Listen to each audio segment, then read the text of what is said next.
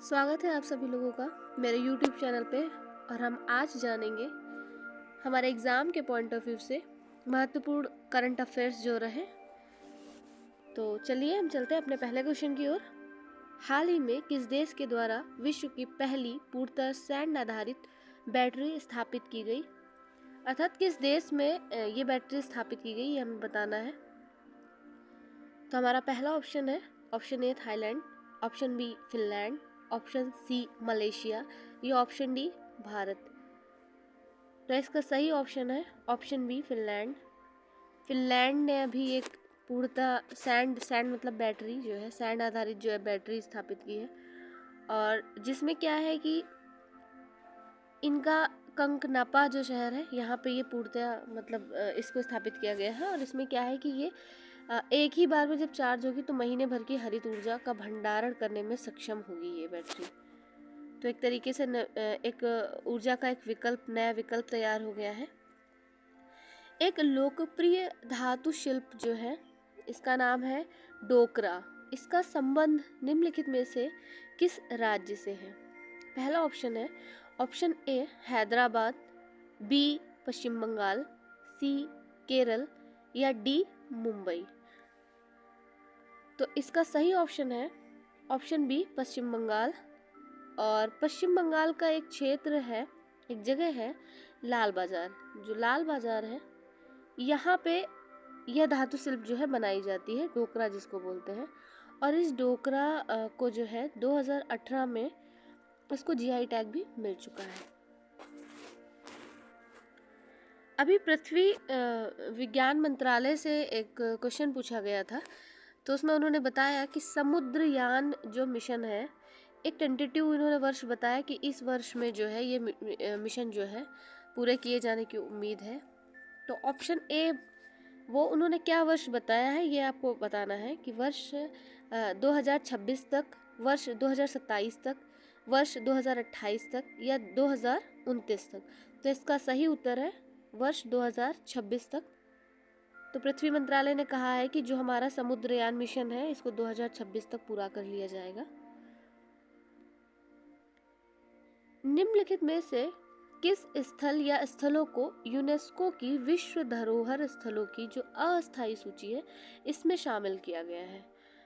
हमारे ऑप्शंस है वडनगर शहर, बी है मोढेरा का सूर्य मंदिर, सी है उनाकोटी की चट्टानें, डी है उपर्युक्त सभी। तो इसका सही ऑप्शन हमारा है उपर्युक्त सभी।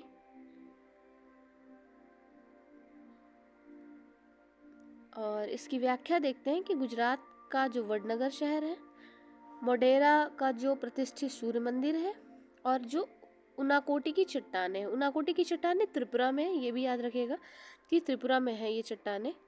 तो इनको जो है अभी यूनेस्को के द्वारा विश्व धरोहर स्थलों की एक अस्थायी सूची जो बनती है उसमें शामिल किया गया है। अभी एक हमारे इसमें एक नई उपलब्धि जुड़ी है कि हमारा जो 2500 वर्ष पुराना अष्टाध्यायी है, अष्टाध्यायी क्या है? अष्टाध्यायी जो है ये व्याकरण ग्रंथ है। तो व्याकरण ग्रंथ में कुछ व्याकरण के सूत्र भी होंगे। तो व्याकरण के ग्रंथ में जो सूत्र हैं उनको भी हल किया गया है एक स्टूडेंट के द्वारा, कैम्ब्रिज के स्टूडेंट है, उन्होंने इसको हल किया है। तो हमारे ऑप्शंस है option A Rishi Raj Popat, doctor Rishi Pant, doctor Rishi Goyal, doctor Rishi Sharma.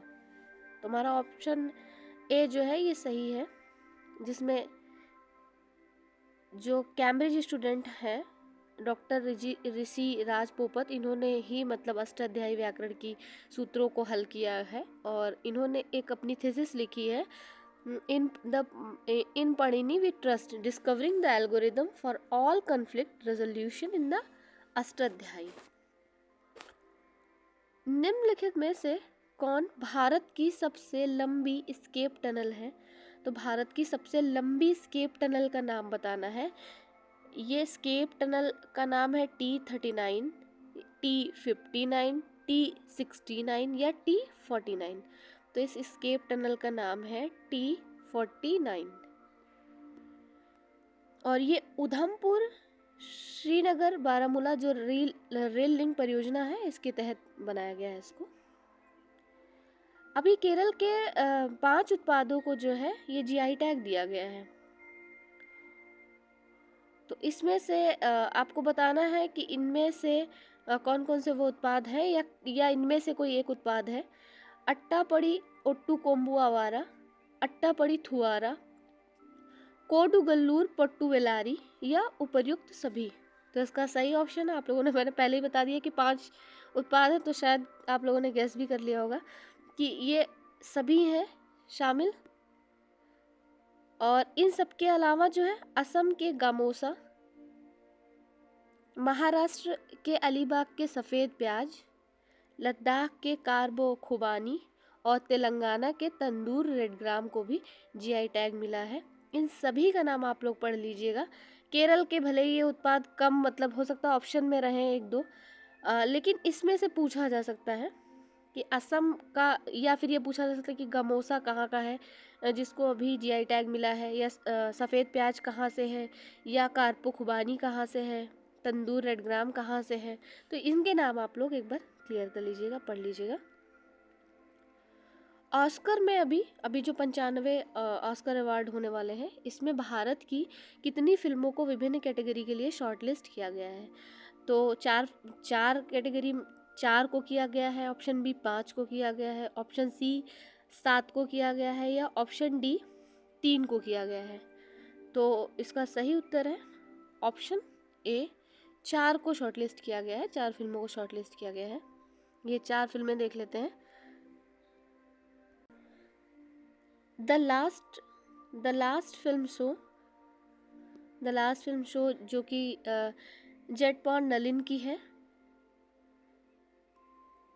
और इसको बेस्ट इंटरनेशनल फीचर फिल्म के लिए किया गया है शॉर्टलिस्ट। RRR का जो सॉन्ग है नातू नातू, इसके लिए जो है ये राजामौली इसके डायरेक्टर हैं, और इसको बेस्ट ओरिजिनल सॉन्ग की कैटेगरी में रखा गया है। और ऑल दैट्स ब्रीथ जो है ये शौनक सेन की है, और डॉक्यूमेंट्री फीचर फिल्म की कैटेगरी में इसको रखा गया है। और द एलिफेंट विस्पर्स जो है ये कार्तिक गुंजाल्विस की है, इसको डॉक्यूमेंट्री शॉर्ट फिल्म की कैटेगरी में नॉमिनेट किया गया है। हाल ही में लोकसभा में पेश किए गए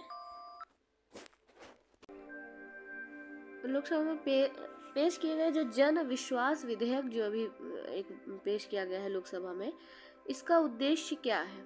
इसका ऑप्शन है व्यापार करने में आसानी, ऑप्शन बी विदेश से शिक्षा प्राप्त करने में आसानी, कृषि ऋण में आसानी, या उपरोक्त में से कोई नहीं। तो इसका सही उत्तर है ऑप्शन ए, व्यापार करने में आसानी। व्यापार करने को आसान बनाने के लिए ये विधेयक लाया गया है। और जो लोग वाणिज्य और उद्योग मंत्री पीयूष गोयल जी हैं, इन्होंने ये विश्वास बिल जो है पेश किया है।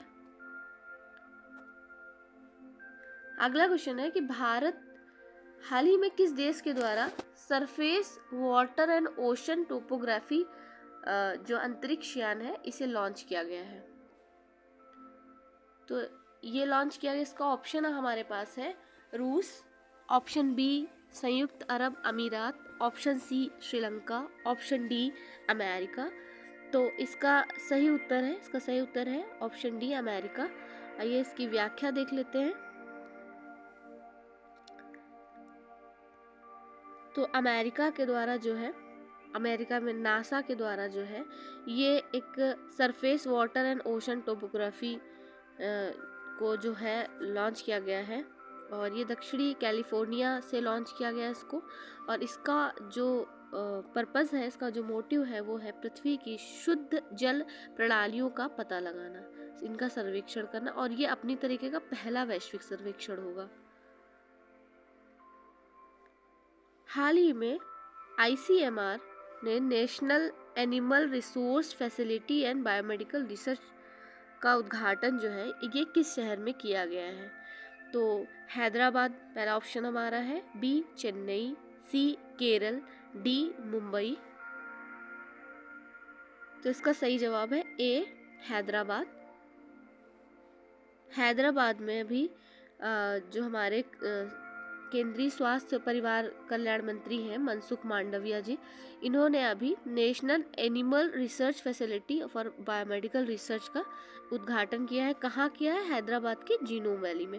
ये एक क्वेश्चन भी बन सकता है कि जीनोम वैली कहाँ पर है, तो जीनोम वैली हैदराबाद में। भारतीय मूल के एक नेता हैं लियो वाडरकर जो है, इनको अभी एक देश का प्रधानमंत्री चुना गया है। तो वो किस देश का प्रधानमंत्री इनको चुना गया है? तो हमारे ऑप्शन है, option A New Zealand, option B Ireland, option C Maldives, option D Indonesia. तो इसका सही ऑप्शन है ऑप्शन बी आयरलैंड। तो ये दूसरी बार प्रधानमंत्री बने हैं आयरलैंड के। दूसरी बार इन्होंने जो है प्रधानमंत्री का कार्यभार संभाला है और ये सबसे कम उम्र के नेताओं में से भी एक है। अगला क्वेश्चन है हमारा कि प्रतिवर्ष अंतर्राष्ट्रीय प्रवासी दिवस जो है कब मनाया जाता है? हमारे ऑप्शन है, ऑप्शन ए 10 दिसंबर, ऑप्शन बी 18 दिसंबर, ऑप्शन सी 14 दिसंबर, ऑप्शन डी 15 दिसंबर। तो हमारा सही उत्तर है ऑप्शन बी 18 दिसंबर। और दुनिया भर में प्रवासियों की जो सामाजिक और आर्थिक स्थितियां हैं, इनकी ओर लोगों का ध्यान आकर्षित करना इसका उद्देश्य है।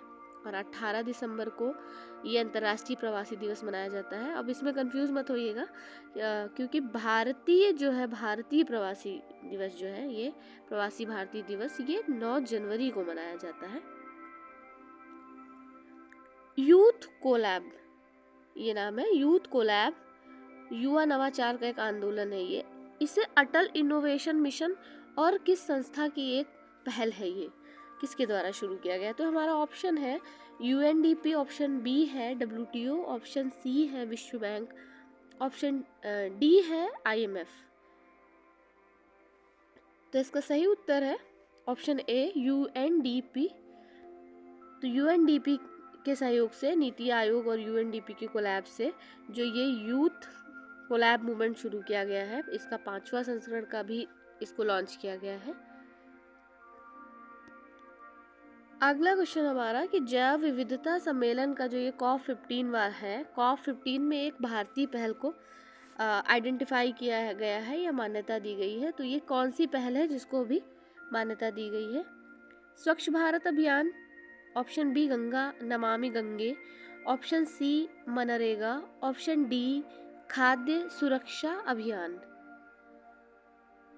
तो इसका सही ऑप्शन है ऑप्शन बी नमामि गंगे। जो नमामि गंगे प्रोग्राम है, इसको अभी मॉन्ट्रियल कनाडा में ही जो है जो सम्मेलन हुआ COP15 का, इसमें जो है मान्यता दी गई, इसको आइडेंटिफाई किया गया और माना जाता है कि गंगा नदी को फिर से जीवंत करने के लिए बहुत बड़ा प्रयास है।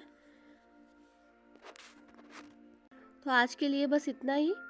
Thank you. Please like share subscribe and support us. और इसका भी पार्ट 2 आएगा, 15 लगभग, उसमें 15 क्वेश्चन और होंगे, क्योंकि क्वेश्चन ज़्यादा थे इस वजह से पूरा वीडियो एक साथ नहीं डाला जा रहा है। तो आप लोग प्लीज़ इसके बाद पार्ट 2 देखिए।